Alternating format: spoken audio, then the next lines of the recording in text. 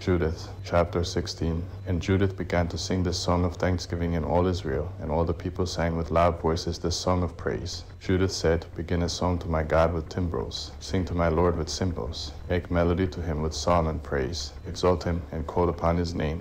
For the Lord is the God that crushes battles. For in his armies in the midst of the people, he delivered me out of the hand of those who persecuted me. Asher came out of the mountains from the north. He came with 10,000s of his army. Its multitude stopped the torrents. Their horsemen covered the hills. He said that he would burn up my borders, kill my young men with the sword, throw my nursing children to the ground, give my infants up as prey, and make my virgins a plunder. The Almighty Lord brought them to nothing by the hand of a woman.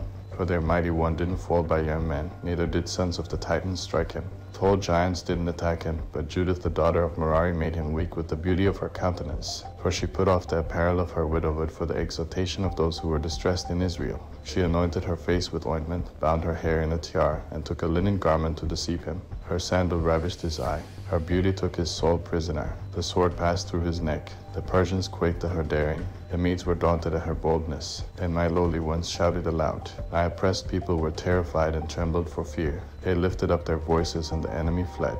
The children of slave girls pierced them through and wounded them as fugitives' children. They perished by the army of my Lord. I will sing to my God a new song. O Lord, you are great and glorious, marvelous in strength, invincible. Let all your creation serve you, for you spoke, and they were made. You sent out your spirit, and it built them. There is no one who can resist your voice. For the mountains will be moved from their foundations with the waters, and the rocks will melt as wax at your presence. But you are yet merciful to those who fear you. For all sacrifice is little for a sweet savor, and all the fat is very little for a whole burnt offering to you. But he who fears the Lord is great continually. Woe to the nations who rise up against my race. The Lord Almighty will take vengeance on them in the day of judgment and put fire and worms in their flesh, and they will weep and feel their pain forever. Now when they came to Jerusalem, they worshipped God. When the people were purified, they offered their whole burnt offerings, their freewill offerings, and their gifts. Judith dedicated all holophane stuff which the people had given her, and gave the canopy which she had taken for herself out of his bedchamber for a gift to the Lord.